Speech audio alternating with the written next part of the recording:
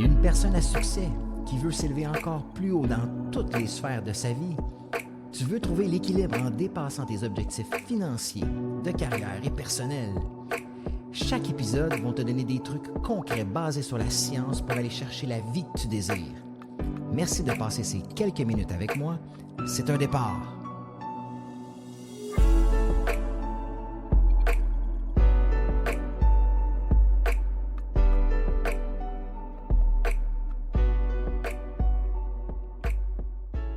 Hey, salut tout le monde, bienvenue dans un autre épisode du podcast d'ordinaire à exceptionnel. Vraiment content de vous retrouver parce qu'aujourd'hui, on parle d'un sujet extrêmement intéressant. Puis le sujet, c'est pourquoi la société s'en va pas dans la bonne direction. Puis on va parler au niveau du fait scientifique de la chose avec ton cerveau. Alors, moi, je suis né dans les années 70, je suis né en 1976, donc au moment de faire l'épisode, j'ai 49 ans. Puis c'est hallucinant comment est-ce que la société s'en va vraiment pas dans la bonne direction. Puis je vais vous le montrer de façon scientifique. OK? Ça ne sera pas des paroles en l'air, ça ne sera pas mon opinion. Ça va vraiment, vraiment, vraiment être basé sur la science. Puis tu vas réaliser beaucoup de choses aujourd'hui. Que tu sois dans la vingtaine, trentaine, quarantaine, cinquantaine, soixantaine, peu importe l'âge que tu vas vraiment réaliser des choses. Parce que je ne sais pas si vous réalisez ou si vous avez cette impression-là que le monde, où c'est qu'on s'en va? Honnêtement, aujourd'hui, là, avec tout ce qui se passe là, avec les réseaux sociaux, puis tout ce qui se passe dans le monde, avez-vous l'impression que, on s'en va où avec tout ça? OK? Où c'est qu'on s'en va collectivement? Puis, c'est pas juste une intuition, j'en entends parler de plus en plus à travers. En fait, il y a de plus en plus de monde qui vont pas bien. C'est rendu, là, vraiment, la société s'en va un peu partout, sans vraiment de direction claire. Puis, tout ça, c'est basé au niveau du cerveau, de la science, de la société moderne, puis les conséquences de vivre comme on vit actuellement. Puis je vais vous montrer dans cet épisode-ci les 5 transformations majeures que la société a vécues, a traversées dans les dernières années, puis pourquoi ces transformations majeures-là nous déconnectent complètement de notre essence humaine. Fait que, prépare-toi, ça ne sera pas doux, mais ça va être vrai. Ça va être authentique, puis ça va être de la vérité basée sur la science. Fait qu'on va plonger tout de suite dans le vif du sujet. La première transformation majeure que la société a traversée depuis plusieurs années, c'est que le silence mental a complètement disparu. Avant les années 2000, puis moi j'ai grandi, là, mon enfance c'était dans les années 80, mon adolescence dans les années 90. Fait qu'avant les années 2000, tu avais des moments dans la journée où est-ce que tu étais toute seule avec toi-même. OK? Tu pouvais marcher en silence, tu pouvais conduire absolument sans distraction. Tu pensais, tu rêvassais. Écoute, combien de fois dans mon enfance où est-ce que j'avais rien à faire, là, je te parle à l'âge de 11, 12, 13 ans, je me couchais sur le dos dans ma chambre avec une balle de baseball dans mes mains, puis je la lançais en haut, au mur, au plafond, puis je la rattrapais. Je pouvais faire ça pendant 1 heure ou 2 à penser à rien, juste à être focus sur lancer la balle en haut au plafond puis la rattraper. Aujourd'hui, demande à un enfant de 12 ans de faire ça, il ne sera pas capable de le faire pendant 30 secondes. Il va falloir qu'il aille sur sa tablette, il va falloir qu'il aille sur son ordinateur, il va avoir 1 milliard de distractions. Les jeunes aujourd'hui, même les adultes, ne sont pas capables d'être seuls avec eux-mêmes. Puis c'est quand tu es toute seule avec toi-même que tu es capable de gérer tes émotions, tu es capable de contrôler tes émotions. On apprend à vivre, à connecter avec soi-même quand on est pris avec nos pensées, avec nous-mêmes. On se connecte, quand tu es pris avec toi-même, tu te connectes à ta boussole intérieure. Tu es beaucoup plus connecté à toi-même, beaucoup plus en contrôle de toi-même, de tes émotions quand tu es capable d'être avec toi-même. C'est quand la dernière fois que tu t'es assis, si tu m'écoutes en ce moment, que tu t'es assis en silence pendant 1 heure de temps, juste en silence, sans rien faire. Je te garantis que c'est pas arrivé depuis des années et des années. Aujourd'hui, les gens, ils checkent leur téléphone aux 3 minutes. C'est incroyable. Ils ne sont pas capables d'être en ligne, attendre. dans une file d'attente plus qu'une minute. Tu regardes tout le monde sur le cellulaire. On stimule notre cerveau 24 heures sur 24, 7 jours par semaine. On est en mode survie sans arrêt. On n'est pas capable de dormir sans son cellulaire à côté de soi. Puis le résultat de ça, c'est que tu n'as plus d'espace mental pour ressentir. Tu n'as plus d'espace mental pour réfléchir.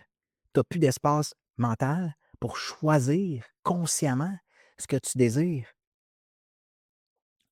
C'est hallucinant aujourd'hui, c'est fou. On n'est plus capable d'être avec soi-même. Puis basé sur la neuroscience, ce que ça fait, c'est que les études ont démontré que l'absence de silence, ça crée une surcharge du cortex préfrontal. Puis ça, ce que ça fait, c'est que ça affaiblit la concentration, ça affaiblit la créativité, puis ça affaiblit la régulation émotionnelle. Tiens, tiens, tiens. Ça affaiblit la concentration. Est-ce qu'aujourd'hui, on diagnostique tout le monde avec des TDA? Tout le monde est TDA aujourd'hui. C'est parce que les gens ne sont pas capables d'être dans un silence mental, ne sont pas capables d'être avec eux-mêmes, ne sont pas capables de se réguler émotionnellement. Combien de gens je vois, moi, qui sont stressés, sont anxieux, ils ne se font pas répondre à un texto, c'est la panique. Il y a des gens qui sont zéro créatifs, ils ne savent pas quoi faire pour se sortir de situations difficiles. Tout ça parce que les gens sont juste pas capables d'être avec eux-mêmes. Dans les années 80, là, quand j'avais joué 1 heure et demie au Nintendo, j'étais tanné, j'avais plus rien d'autre. J'avais pas de cellulaire, j'avais pas rien, là. Puis si je voulais appeler un ami, ben, je l'appelais sur mon téléphone à roulette ou je marchais jusque chez eux. Je marchais, je faisais de l'exercice. Puis quand mes amis n'étaient pas disponibles, ben, j'étais toute seule dans ma chambre à rien faire, à être avec moi-même. À me lancer la balle, soit je la lançais au plafond, soit j'allais dehors me lancer sur le mur. Donc, le silence mental a complètement disparu, ce qui fait qu'on n'est plus capable d'être focus ni concentré. On n'a aucune créativité et on n'est pas capable de se réguler émotionnellement. La deuxième transformation majeure qui s'est produite dans la société, c'est qu'on pense qu'on est connecté, mais au fond, on est profondément seul. Dans les années 80-90, encore une fois, on socialisait en personne. J'allais jouer chez mes chums, je partais en vélo, j'allais chez mes chums, mes parents recevaient du monde à souper. Dans la rue, je restais sur la rive sud, dans un rond-point, dans la rue, tout le monde était dans son driveway à jaser dehors. Aujourd'hui, là, je prends une marche le soir, une belle soirée d'été, là. Il n'y a pas un chat qui est dehors. Il fait 25 ensoleillés, superbe soirée d'été, personne n'est dehors. On bâtissait des relations avec nos voisins, des amis proches, il y avait des rituels humains, des vraies discussions, des soupers de famille, des non-dits qu'on réglait face à face. C'est de même que la vie doit être vécue. Aujourd'hui, ce qu'on fait, c'est qu'on parle à 300 personnes en même temps en ligne. Tu as à peu près 6 conversations en même temps sur Messenger. Mais tu te sens complètement seul quand même. Tu es toute seule dans ton divan chez vous à jaser avec du monde en ligne. Si tu es célibataire, tu t'en vas sur des sites de rencontres, tu as à peu près 52 messages en même temps, mais tu n'as jamais été autant seul. Tu filtres ce que tu dis, tu attends avant de répondre aux messages, tu ne réponds pas trop vite. Tu te crées un personnage sur les réseaux sociaux. Tu sais, aurais-tu fait ça dans les années 80? Toi, tu parles à quelqu'un dans la rue, puis pendant que tu y parles, là, tu dis non, je vais attendre 5 minutes avant d'y parler. Je vais y montrer, je vais y faire croire que je suis occupé. Voyons, c'est des conversations humaines. Aujourd'hui, ta valeur est associée au nombre de likes que tu reçois sur le spaghetti que tu as posté sur Facebook. C'est pas de la présence, ça. Les gens ont peur du rejet plus que jamais, donc ils restent en surface. Puis il y a des études psychologiques qui ont démontré, sur la psychologie sociale, montrent que les gens avec 1000 amis Facebook ne sont pas plus heureux que ceux qui en ont 10. Même si ces 10 amis-là sont en vrai, tu n'es pas plus heureux plus que tu as d'amis Facebook. Savais-tu que la solitude chronique augmente le risque de mortalité de 26 selon une étude qui a été faite en 2015?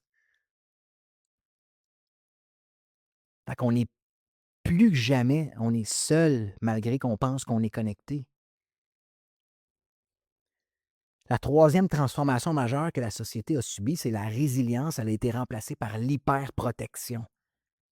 Hey, dans les années 80 puis 90, là, je m'en allais en vélo. Hey, je plantais en vélo à tous les coins de rue. J'arrivais avec les jeans déchirés, graffinis partout, mais je me relevais. Je retournais jouer. On jouait jusqu'à temps qu'il fasse noir dehors. Je faisais des sports, je jouais au baseball, je jouais au hockey. Quand on perdait, ben, on acceptait la défaite. Notre coach nous disait qu'on avait mal joué, puis qu'il fallait s'améliorer le prochain match. Il fallait apprendre il fallait dealer avec l'échec. Aujourd'hui, il faut éviter l'inconfort.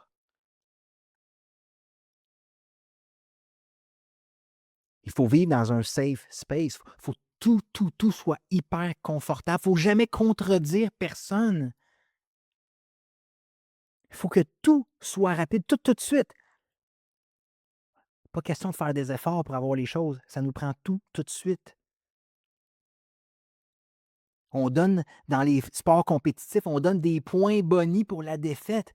On favorise les gens on nivelle par le bas littéralement. Moins t'es bon, plus qu'on va prendre soin de toi.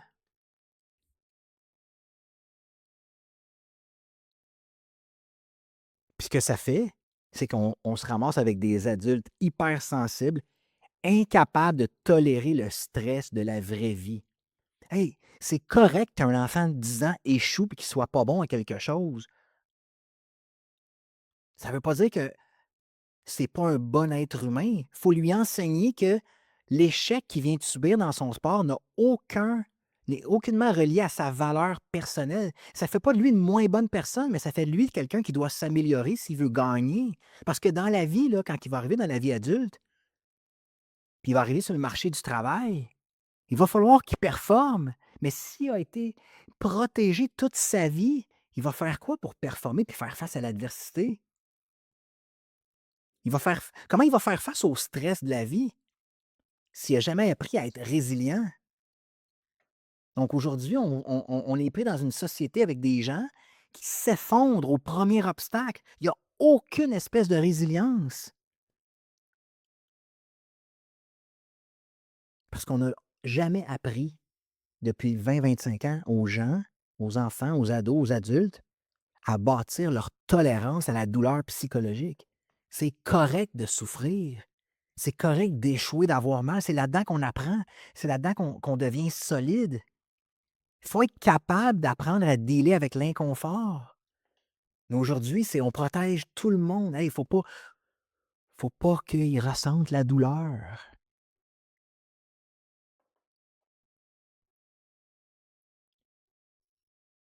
Puis il y a des études je suis allé m'informer là-dessus, il y a des études qui démontrent que le stress modéré, répété, c'est un facteur de résilience. C'est correct d'avoir du stress modéré répété. Mais à force de protéger tout le monde, on rend les gens ne sont pas capables de dealer avec l'adversité, ne sont pas capables de dealer avec l'échec. Puis Dieu sait que la vie va nous envoyer des coups durs, de l'adversité, des échecs. On fait quoi si on n'est pas capable de dealer avec ça?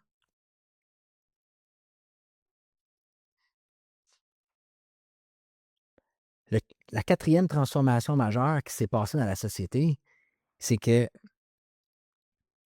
les repères identitaires sont complètement flous. Avant, tu grandissais avec des repères. On te disait, là, il faut travailler fort, il faut être loyal, il faut dire la vérité, il faut que tu tiennes ta parole, il faut que tu sois fiable, il faut que tu aimes les gens autour de toi. Tu n'es pas obligé d'être d'accord avec tout le monde, mais on avait un cadre, on avait une façon de se comporter. J'ai été au primaire dans une école de religieuse. J'avais de la discipline à avoir, il fallait que je fasse mes choses. Je pouvais pas envoyer promener une religieuse si je n'étais pas content. Je ne pouvais pas envoyer promener mes parents. Quand je disais que j'allais être là à telle heure, il fallait que je sois là à telle heure. Si j'arrivais pas à l'heure dans un match de hockey ou de baseball, ben, le coach, il me mettait sur le banc, même si c'est mes parents qui conduisaient. Il y avait des conséquences. Aujourd'hui, là, c'est Hey my God, tout est relatif. Ouais, c'est pas de sa faute. Écoute, t'as ta vérité, j'ai la mienne. On glorifie l'émotion instantanée plutôt que la logique. On rejette toute forme d'autorité aujourd'hui. Résultat, c'est que ça crée des générations perdues dans leur identité, des gens qui ne savent plus qui ils sont, des gens qui n'ont aucune boussole intérieure claire.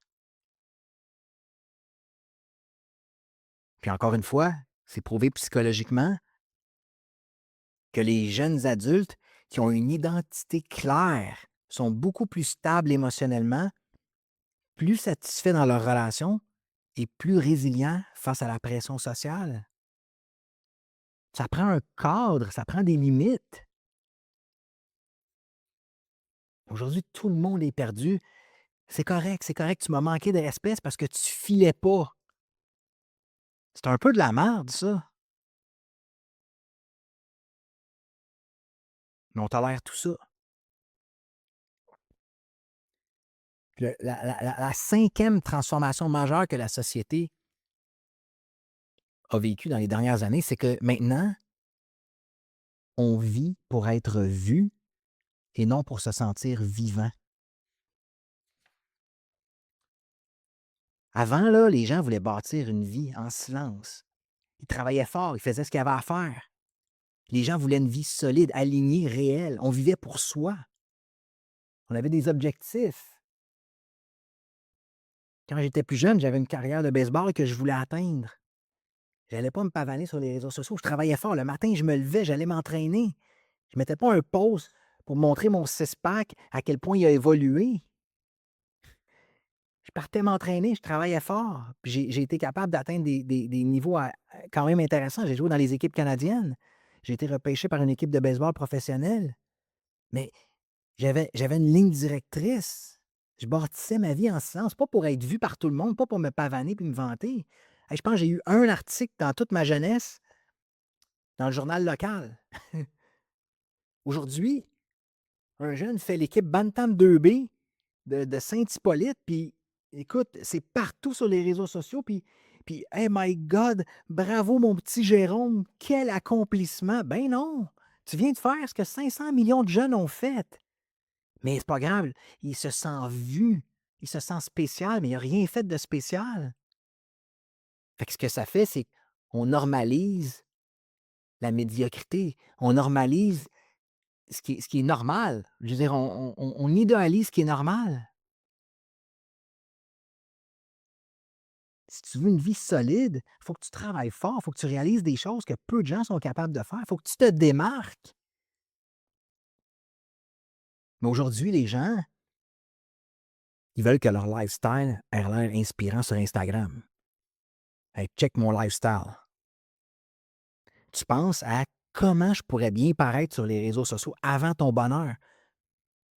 Parce que tu associes ton bonheur à la valorisation extérieure.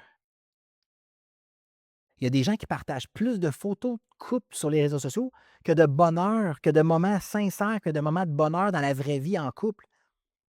Dans le dernier mois, ils ont mis 52 photos de couple où ils ont l'air heureux, puis ils se sont parlé peut-être 3 fois dans le mois. Puis ils ont eu 52 chicanes.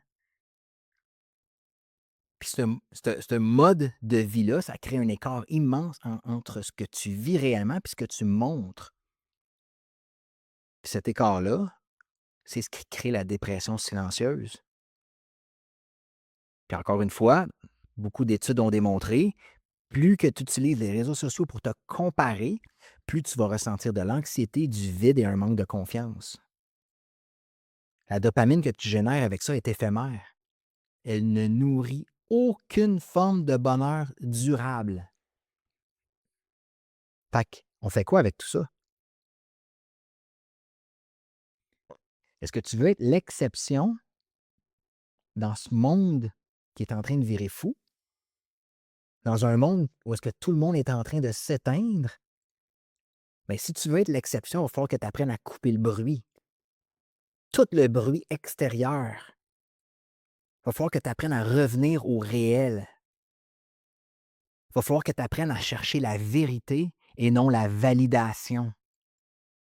Il va falloir que tu apprennes à penser à toi-même, par toi-même, dans des moments seuls. Il va falloir que tu pratiques le silence, être toute seule avec toi-même. Fais le test. Je te mets au défi. Est-ce que tu es capable aujourd'hui de t'asseoir 1 heure à rien regarder dans un silence total? Il va falloir que tu apprennes à te déconnecter de tout ce qui est autour pour reconnecter avec toi. Puis malheureusement, on est rendu à dire que si tu veux être bien aujourd'hui, il va falloir que tu sois anormal. Ça n'a pas de bon sens. Puis aujourd'hui, être anormal, c'est être lucide, c'est être structuré, c'est être discipliné, puis c'est être profondément humain. Hey, si vous saviez, dans le cadre de mon entreprise, quand je dis la vérité aux gens, là, à mes employés, à des clients, oh my God, que ça rend inconfortable. Les gens sont pas capables de dealer avec la vérité et leur comportement. C'est pas normal. Mais j'ai encore espoir qu'on peut redevenir comme on était avant, connecté entre humains. Puis l'épisode aujourd'hui, ça veut pas dire qu'on fout tous les réseaux sociaux par-dessus bâbord, là, à bâbord, là, ou qu'on élimine tout ça. Non. Mais il faut apprendre à s'en servir intelligemment.